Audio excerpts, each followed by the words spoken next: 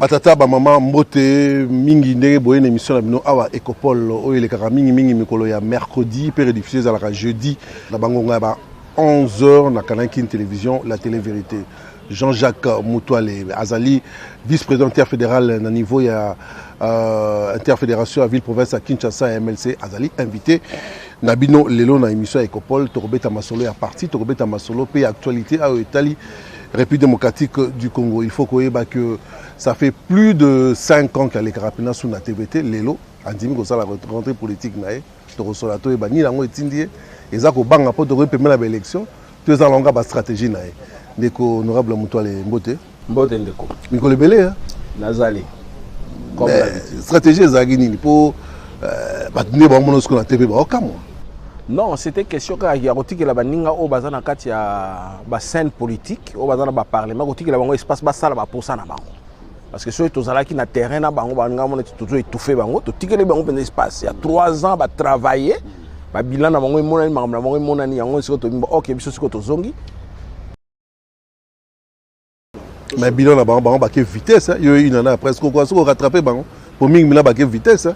Na éviter ça ozo parler sur qui non, en général, dans la politique, dans la zone, si en tant que politicien, on sentir que politique, même au niveau national, même au niveau de la province, on sentir que ça vraiment, donc il n'y a pas. Interfédération, oui, comme Marana, sénateur Valentin Guérin, vous allez adjoint les lobes ont plus de 10 fédérations dans la ville province à Kinshasa. On a mes consciences, ce bilan, parce que bilan, Fleuron est métier à la Kataville à Kinshasa. Non, bilan est positif. Cela veut dire quoi? Et là, on a le baron maintes fois. Bilan est positif parce que le parti est représenté dans le secteur où on a nous surtout. Mais bactère, nous avons un problème. On va animer la fédération. On va animer la fédération, nous avons un problème. Le problème, c'est quoi? Il y a d'autres demandeurs d'emploi. Il n'est pas politicien. Il ne s'engage pas dans la politique. Il y a d'autres basés à poste pour le trafic d'influence. Le président fédéral. Le bureaucrate. Voilà. Mais les actions politiques, la responsabilité, Oyo, statuer lobby na yo qui est aux président fédéral, qu'est-ce que tu vas faire? Tu ne le fais pas. C'est ce qui crée des problèmes. Problème toi mais en soi, ça va. Yozolo ça va. Yonga la en tant que vrai Kinois pour naïma solo 2006 donc il y a 2011 donc il est là. On situe MLC lelo na en termes il y a point opposition dans l'année. Non, MLC l'a échangé zati. MLC ils ont échangé mais c'est question c'est vrai. Aura est-ce que aura en 2006 les lois rosa? Non. Non, il faut faire attention. 2006 Erwana Congolais azalaki alembaki. Congolais alembaki pouvoir ya Kabila naningi ba maltraitaka bango tango ba yambaki omoni mutu moko yeti bolobi ya libération parce que Congolais tango ba Kabila ba yaka ba libérer bango. Tu comprends? Alors, je n'étais pas là mais tozako landaka na ba télévision ba libérer Congo Mobutu Kimi bana ba. Parce que mutonga ko libérer bino bu fane un mois deux mois akomo maltraiter bino. Ozolanda. Alors, tango MLC yé ezalaki lokolo lelo moko e ko libérer bango na ba distress o nyos ba kinango ba souci ba passion ba zalaki nango ba manque o ba zalaki nango MSM to yaki nango parce que ba parti to ezalaki nango ba IDPS ezalaki nango zalaki nango na elote et ça elote mais vent o ya MLC yango mto libérer ki penza peuple congolais peuple kinois lelo yozali munko zaki élu en 2006 comme député provincial ozali na base minene oyebi ko salim ko le belé ozo kanate ozo monate. Est-ce que base nous amis et Kenda ici là non base Kenda te base changer te pour la preuve yango nga na postulat qui te touro monte que mutabimi kuna te na kala mutabimi te na funa mutabimi te pour nga na postulat qui te na zongi na zo récupérer ma solo nanga ba donner changer te changer na obi que génération so génération 2006 au suna lelo omoni que moi ba même ba sur le plan adjosa position yebi yoka si va petit na nete héritier ko manquer si bien piana respect non ako manquer nyoka longo respect non azan espace naie les espace naie mais ako manquer nyoka longo respecter mouvement de libération du Congo parti Mounene de la République démocratique du Congo mais sur le plan communicationnel au début que photo la vérité bozo ko communiquer c'est difficile tu éviter ceux qui locaux là bino bozonga qui na bino sima balé qui na bino ba Germain ba Kenda ba o mususu leki no ba ibiso ba Kenda des partis côté boulé que mais ba Jean-Jacques Mamba pas avec loba to Jean-Jacques Mamba paquet dans parlement avant ni na yo pose avec bongo za ko bova na bino siko communication za ndenge na MSC. Non, c'est vrai, là vous avez raison. Moi break mo ba mkezali. Tu vois, ya on azolo banayo. Mutu mususu azomona Jean-Jacques Mutwale na télévision sur la politique, il y a bina ina za lokwa Jean-Jacques. Quand tu arrives là, c'est que Jean-Jacques Mutwale donne au pesangote. Et comment compliqué yo. Parce que nga eza na kati ya makila, mais yo zolanda ngo pour prouver. Et comment compliqué yo. Zolanda. Donc nous sommes obligés maintenant là où je suis, il y a Luka Belema est parti au Bazali. C'est pas tard. Tu connais 2022 2023. Nous on a des chaînes à télévision. Au Ezaya Mokonzi na biso. Attends que les cas sous mingi te pour ba ko benga bino, ba raison multiple, yo heureusement zongeli masolo. Non, il y a on a lobby na yo soki na zongeli to tikela ki bato espace. To za na ba elito na 5 eli na ville ya Kinshasa. To tikeli bango espace to boy to étouffer bango. Ba bima, ba yeba na ba komona ngo yeba na ba yeba pe baza ba député MLC. C'est différent. Au mon époque na biso za ki ba yebi muto la zali, Ganga la zali, Kano William Azali. Tu comprends? Mais oya lelo, eza difficile ba yebi bango te. Ba yebi bango te. Ya on senga na bandeko, bo bima, bo longa na ghetto, ngai longa na benga ngo ghetto. Où vous avez demandé d'emploi. C'est Kassing Salama qui m'a bien année, Botagi Batnam, Kassing Salama Malam Benate. Non, non, tous ces les gars qui n'ont bien. Ça, la question à battre, la nature, à battre, mon tout à Dou, Bamsou, Balo, Baté, Bamsou. Au moins, il y a ma communication, ça, il y a mon pays. Et ça, on a dévolé. Tu peux apprendre. Tu peux avoir ça peine à naissance. Donc, naturellement. Naturellement. Aux Hollanda. Bon, tu as un Lélo Oyo, président national Jean-Pierre Bemba, Azala Kinshasa, ça fait déjà quelques années déjà, mais on ne le sent pas. Non seulement qu'on ne le sent pas, même dans la bleu, actualité à partie, Azo communiquer lapidairement. Lapidairement, au moins, on a communiqué. Moi, on prendre position en lobby sur des questions générales. Mais tout ce qu'on comprend, c'est tout le monde qui est beaucoup de sacré. Mais beaucoup de gens qui sont beaucoup de gens qui sont sautés. Là, il n'y a pas de gens qui sont sautés. Non, non, non, non. Cela veut dire que tu dois comprendre. Pouvoir où ils en place, ils ont dérangé Jean-Pierre. Jean-Pierre a un message à repasser na minute oyo important ou bien contre pouvoir. Parce que nous sommes là. Tout ça na bango na kata pouvoir. La minute oyo MLC a parti. Vous avez 3 ministères. Oui, ministère c'est l'autre. Ce n'est pas le ministère des eaux représentés MLC. Non, non, non, non. Non, ça veut dire que vous avez le pouvoir. Non, attends. Ce n'est pas les 3 ministères qui ont représenté MLC, non. Peut-être qu'il y a une réserve. Le fait qu'Azala a un gouvernement, a comme une réserve. Ils ont représenté MLC, c'est Jean-Pierre Bemba. Relation de Jean-Pierre Bemba et le chef de l'État. Il y a un MLC. Et privilégier même l'intérêt de la population. Et si vous avez dit que la population a un problème. La population a un problème. Tous ont accompagné le chef de l'État. Tous ont bango. Tous ont partagé ma vie. Papa, oui, que bato bato les gars sala ba cloque jambe na makambo belé oyo ezali ke soza stratégie te bobimate. Ba o ba Kabila. Mais oui. Mais o bokom na bango sous na kate no sacré. Boza sous na bango ti. Non. Obino boza na kate no sacré. Bozo ni sous na bango. Na ba mende, bozo ni sous na ba. Non, mende, on m'a na expliquer le moment mende ba tu faut pas comprendre mende. Ba collègue na bino na plateforme la bino. Ba tu faut pas comprendre ba tu le ba to bondisi plus de 18 ans. Là na yebi so tangi comme mon abi. On m'a dit quoi mende. Tout le monde connaît l'histoire de Mende, départ à Mobutu ba bien. Ils ont magité. Départ à Kabila, Mende protège ses intérêts. Il est PCA, il est député, il a protégé Babilokona et ça n'a rien à voir. Politique ni Mende Oyana. La politique Oyana, vous savez des histoires, les Kanaba Sankuru, guerre, Mende. Vous avez vu même des images à Diama, comment Bakena, non. Bango Bazab exemple sous-souté à Lelo. Tu vois, les problèmes avec des Mende à Ebika Kimbo, on a comme un troisième âge. Na protéger quand na kende na onga botina suka et il s'impose. Ouais, voilà, parce que parce que dans la politique était yangwana. Motuna mona otuna honorable Jean-Jacques Moutel bandara politique très jeune. Yona bandeko no ba Francis Kalombo. Vous avez moi belé hein génération na bino. Vous avez déjà. Voilà maintenant les génération na. C'est quoi motuna na tuna. Tant on totala ni espace politique ya lelo. Tu te dis que génération na bino bo s'imposer to musa ezana na rosala. Tout tendance confondu na époque wana. O ba komi lolo ba ne bo évoluer. ndeko omoni elongo na ngina bisa yo omoni époque na biso toki na volonté au la politique et la plupart na biso hein ba jeune homme au kino ba bisa mitu biso to hotel ba poto toki na complexe le côté toki na bandaku toki na mituka toki na ba moyen na biso toki na mamu surtout to na complexe c'est différent na ya lelo o lelo besoin ba ki mo rezala o lelo ba melekete donc tu vois et ça complique la situation hein ils ont ça besoin ma ba nini omoni to fandi un moto total bo ça mamu na bino ko sala ponga mo pa ko le kanina télévision lobi comme na talika ye mutala alo banika ninga olo betali na ngate non répondre était différence ces ali makasi. Sur le plan national, il y a interfédération sur le plan national. Est-ce que l'élection calamité, quand les salariés mais c'est tout le monde va tourner ça dans la province. On dirait que besoin de pouvoir. Mon aimé moins perd autant de choses. Et comme on dit, biteni, structure spécialisée, pas une carte partie. Mais finalement, comme fin de l'année, Ibrahim Agol, comme on voit brique. Non. On dit le problème qui est là dans les partis. On a laissé l'espace dans la structure.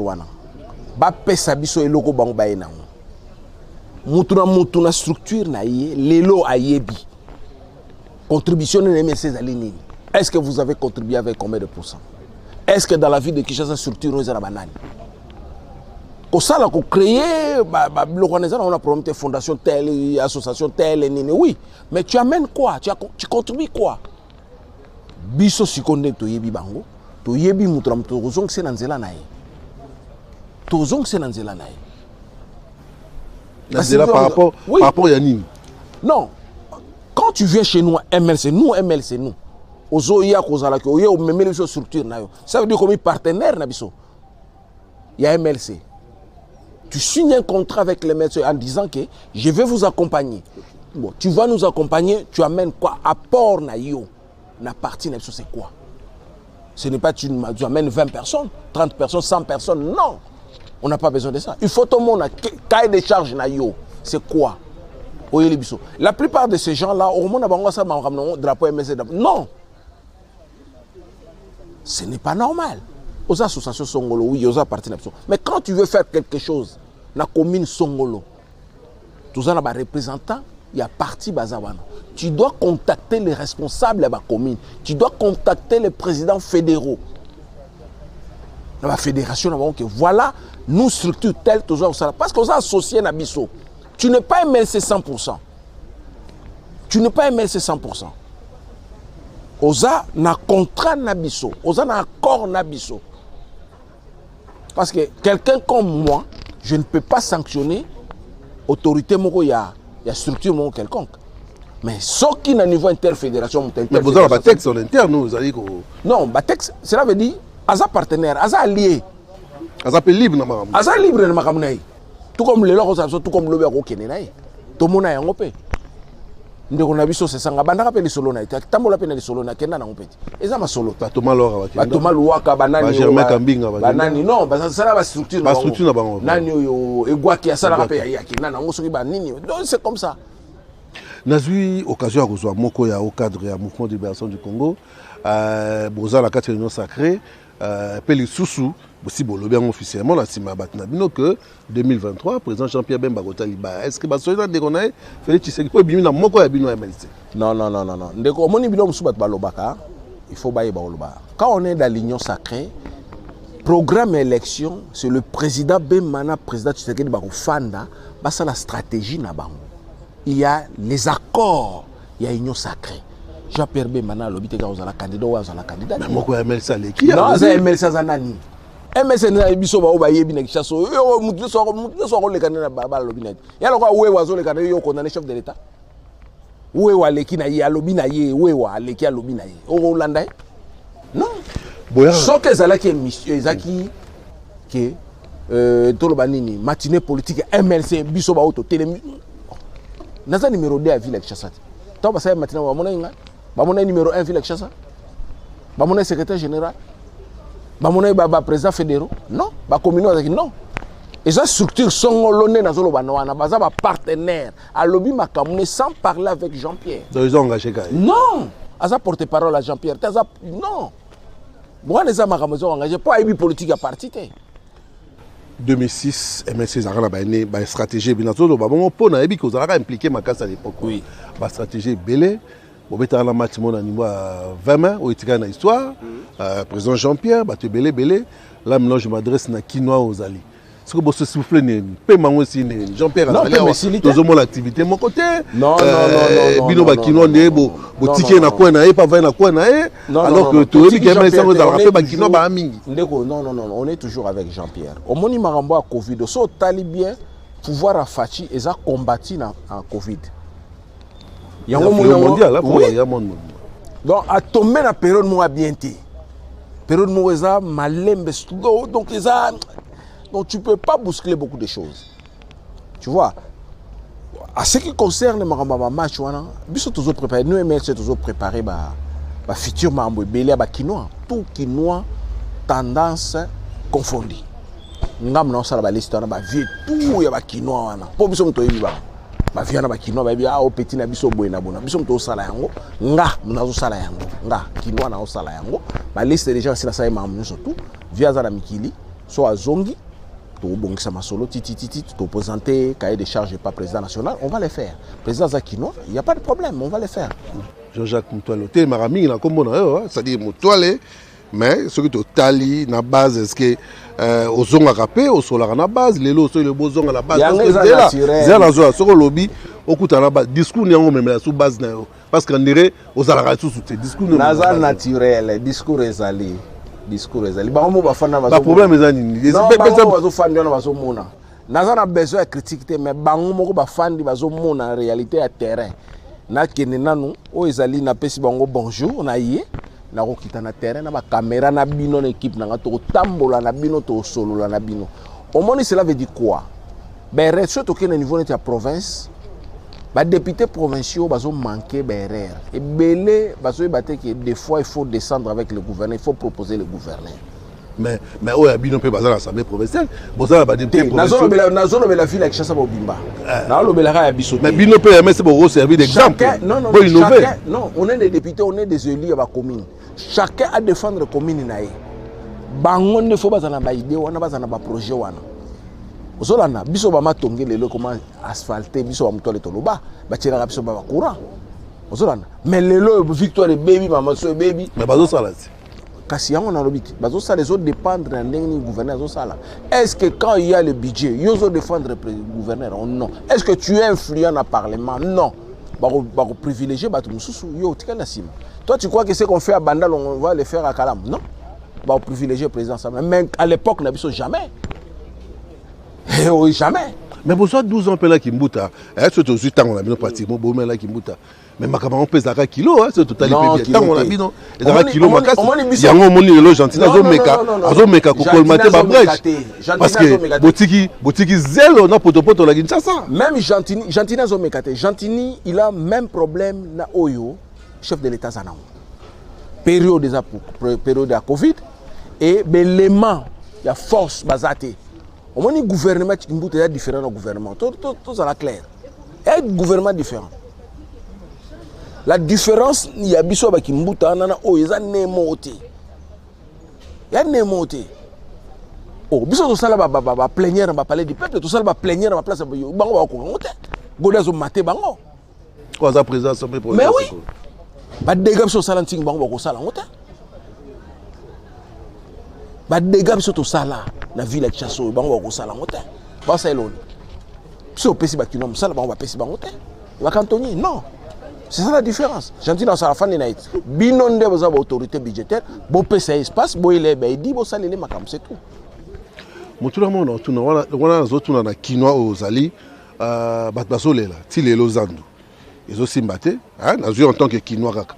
Bana bakanga ngozo simbate, au stade à 20 mais stade numéro mythique. Et Vandika Raboé, est-ce que aux hommes que na niveau à Kinshasa bakameza pena rolala au moins eloko na solo balabino pour ma communication yango ndezo condamner ba konzi na biso bazana ba communicateur té cela veut dire quoi et ça simple les kamazan ba signer contrat d'entreprise sur le pas pesi bambon c'est l'entreprise dont on ça va manœuvre pour ça la musala tu vois mais le gouvernement mais c'est ça le problème gouvernement comment courir derrière mutona pour ça la musala c'est question qu'on se communique. Ça, le quoi va ton anda kuna bino ndako ko iba pesi mwa monga boxa ndako ndako mutona ndi mutwa sala manevre.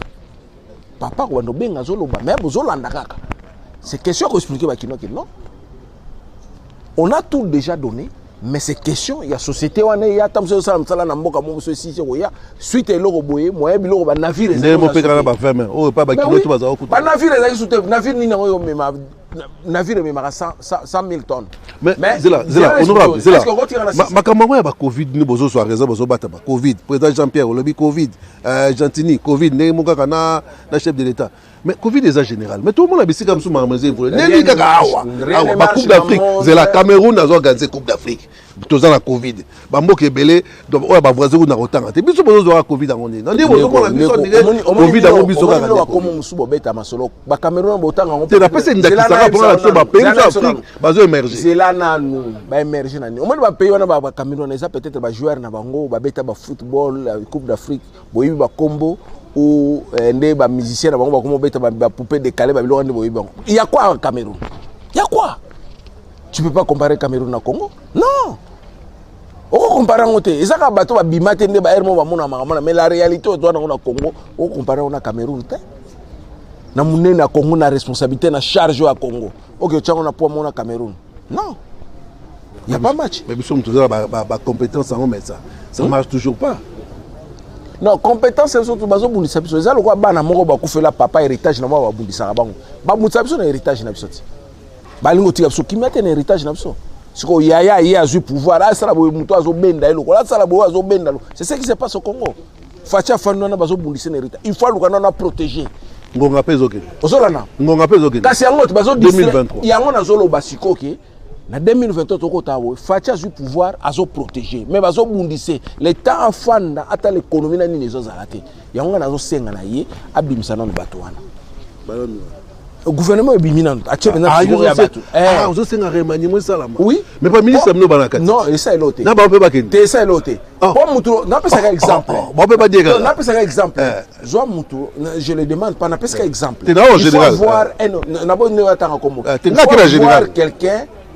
Il y a premier ministre il faut à l'autoritaire le chef de l'État. Parce que les ministres en bas à la MP na forte. Yo tu vas ministre mon autant sous Bazo Lekela au premier ministre. Pour lui-même n'a pas d'expérience là où il est là. Tu comprends? Tant aux gens ici à Saline na ministère il y a salé en côté. Na parce que exemple là Jean c'est pour avoir la boy nanga akinanga gauche voilà pire mutanga. En tout cas, Jean Lessien avec MLC jusqu'aujourd'hui, il est bon même avec le président national. Jean Lessien a une expérience. Il a travaillé avec le vice-président de la République. Il a travaillé à l'époque de Mobutu, il a travaillé aujourd'hui. Mais lui, le premier ministre, a limité. A limité. Dans le domaine nini oyoye, a fort obligé de royer belay. Pour ma tante amponya yela qui biso ba micro nini bani. La macroéconomie. Ozolana, macroéconomie ba théorie na yo azaki na ngwa biloko ne ana. Ozolana. Mais yé ça ma biso loni. Ayo simba touche. Ça ma simbi touche. Na fin de l'année, nous surtout à Ibike, à 6 millions que sont ma Thompson. Tu comprends? Nous tout à Ibike, 6 millions que sont ma Thompson. Qu'est-ce que tu vas faire avec Thompson à 6 millions? Et on a expliqué tout. Thompson a 6 millions. Population 80 millions d'habitants. Tu allais partager ça comment? Si vous avez à côté, il y a Thompson. Il s'investit dans le état de siège. Tout le monde n'est pas état de siège. Il est premier ministre. Oui, état de siège. Non.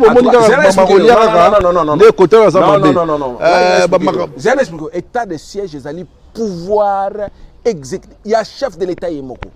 Et ça, le premier ministre. Oh, il y a la musique. Non, il y a la suivi. Même si on a une constitution. Ça l'a suivi. Ça a suivi comment? Non, mais mon chef de l'État, ça les visions, après une opposition. Non. Les Cambo, il y a état de siège, ils allaient pouvoir exclusif. Il y a chef de l'État. C'est le chef de l'État et le Parlement. Un point, un trait. Et ça y était. Il y a nommé le gouverneur. Il y a nommé. Il y a aussi la suivi en année. Il y a aussi suivi les militaires, on a expliqué les militaires. On peut état de guerre, on peut non. Ah, qui peut nous. Car qui chasse à Pambo. Ce peu qui chasse à Kokite, à Zouaka, Gombe, à Pambaka, Gombe. C'est là où il y a le problème. Aux zones singa, likanisi, kalaming, il faut l'élection à gouverneur et ça, même si dans une année bientôt, selon Bamikanda, il faut qu'il y ait une élection. Est-ce que c'est important qu'il y ait une élection à gouverneur? Pour ce total bien, c'est pratiquement fait un mandat. Pourquoi Batiki Bambassi, même si c'est des intérimaires, pour Baoumeli, ils appellent erreur grave. Non, Ndeko, il faut respecter la constitution d'Abisso. Il faut là-bas élu, intérimaire et zati. Il faut là-bas élu. D'abord, même à 10 jours avant les élections. Il n'y a pas de problème, même 2 jours. Tu dépasser la limite de l'intérim, ce n'est pas bien. Pour le respect à texte d'Abisso, il faut saler la yango. Peu importe les circonstances, il faut voter. Il faut ça l'élection. Peu importe. C'est très important. Au niveau de Kinshasa, honnêtement, bilan gentil en tant que Kino. Je dis honnêtement. Nabangonga, ça sali.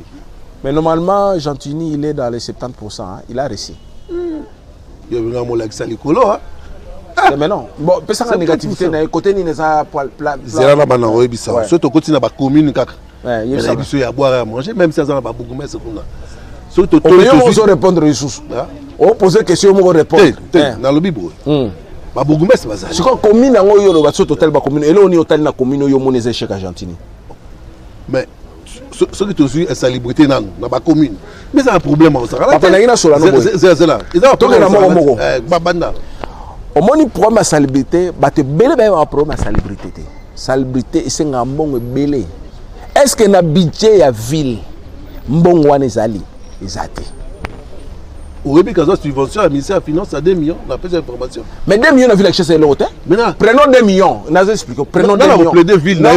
C'est là d'expliquer. Je t'explique les 2 millions. Je t'explique les 2 millions. La salubrité village. Vous avez mensuel. 2 millions, oui. Et ça est suffisant. Nous, on avait estimé à 10 millions. Nous, à notre époque, on avait estimé à 10 millions. Parce que j'étais membre de l'ECOFIN. Okay. À l'époque. À l'époque. Mais si on a 2 millions, on a 24 communes. Diviser 2 millions par 24 communes, ils ont combien? Il y a une opération, c'est autre limité. Mais on a solo banayo. Prenons seulement les 2 millions divisés par 24 communes. Et les communes, il n'y a pas de véhicules. Vous allez engager combien de cantonniers? Prenons exemple, chaque commune, toujours à 50 personnes par cantonnier. Minimum, il faut $50. 24 communes multipliées par 50, ça donne combien? $50 par autant de personnes, ça donne combien? Il n'y a rien. Donc, encore ça, ça c'est que 70% au PCA, où tu as? Non, c'est par rapport aux autres zones. Il y a 70%. Mais oui, c'est par rapport aux autres zones. Au moins, il y a Kinois et Belén de tous aboyés. Bolandara, gouverneur. Biso tous Olanda ba plénière, tous Olanda ba edina bango, tous Olanda ba programme gouvernement, tous Olanda budget na yo ba pesier. Tous Olanda. Akoko ya lobi na bino ke non budget na nga tour eza 10 milliards. To pese exemple. Mais réalisation o salami na DGR ke salamité. La rétrocession au bazon loba na niveau gouvernement central et PCT a fonctionné ndeni. Les 40% de la ce matin, c'était tout un problème. Il y a des émissions où on a attaqué Mouzit ou Nanani, Matatampogne. Problème, on a dit que les députés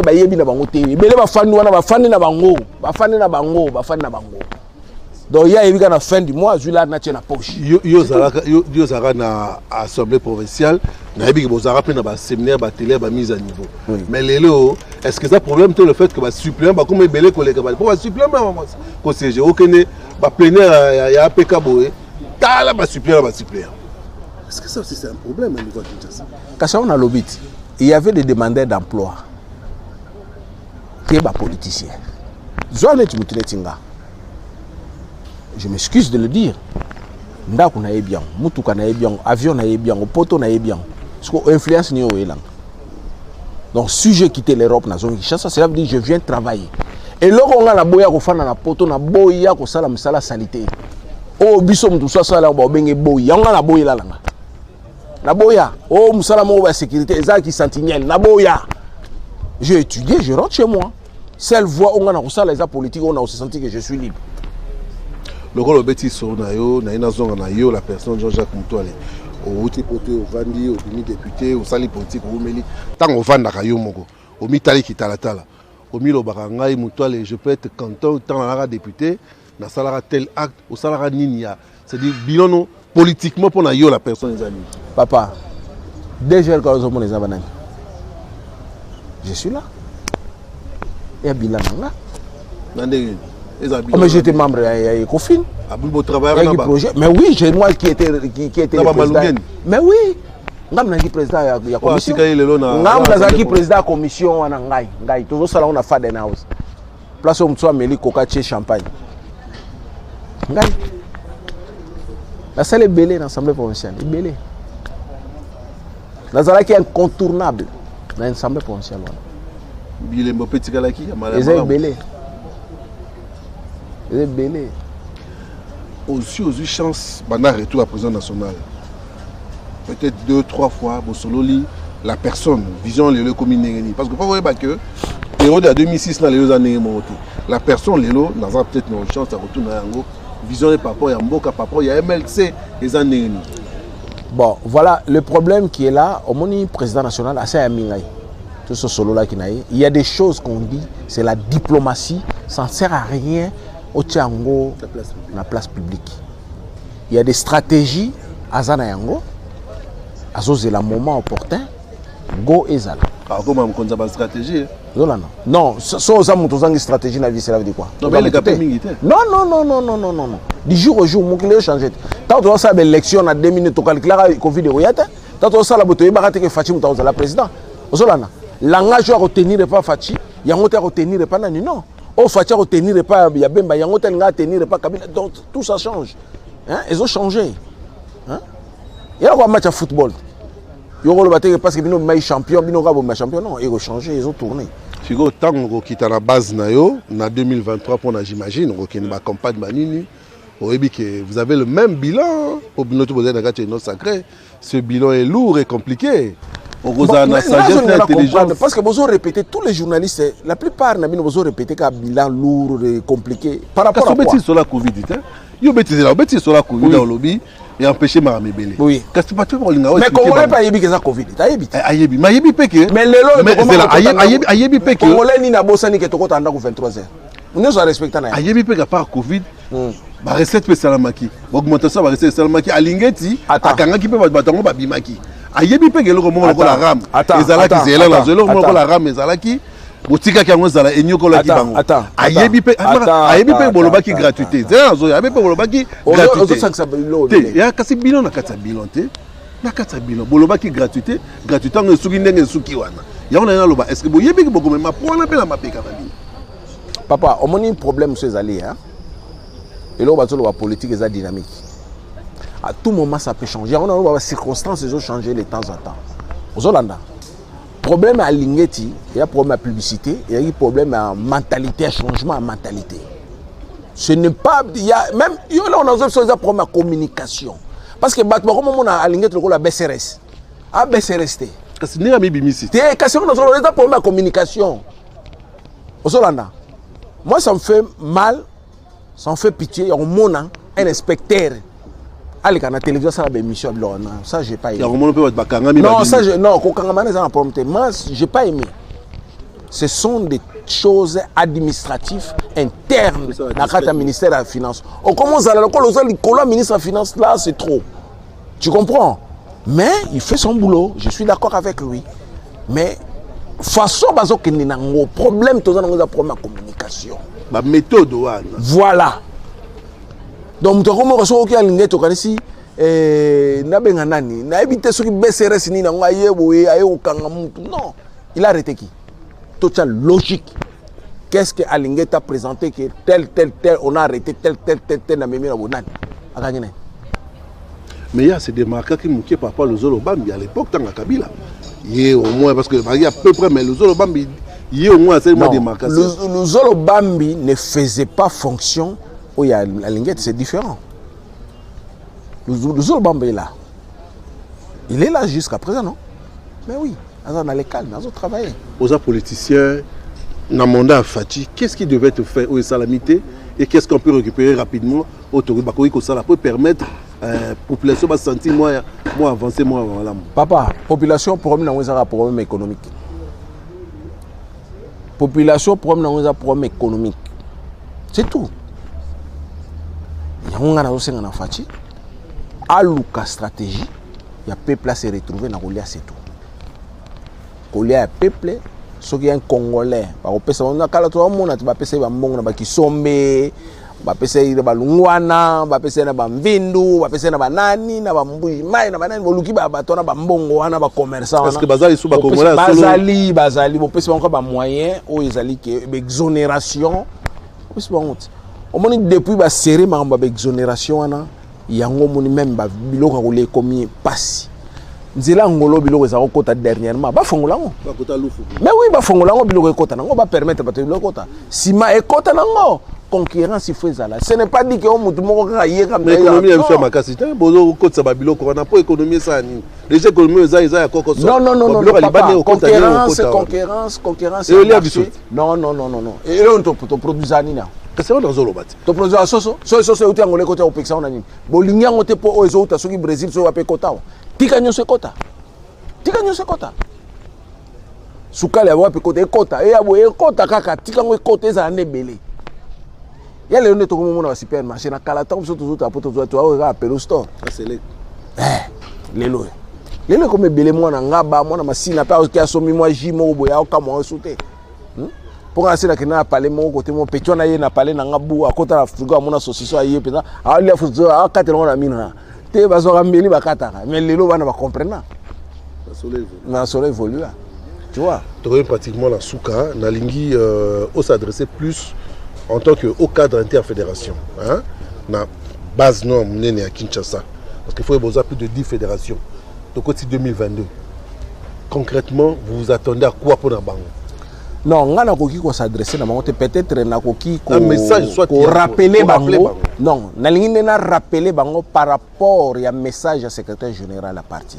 Ayebisa ki bango que cette fois-ci il y a pas de blague. Il va sanctionner. Chacun a sa disposition à l'accès de quoi il est capable.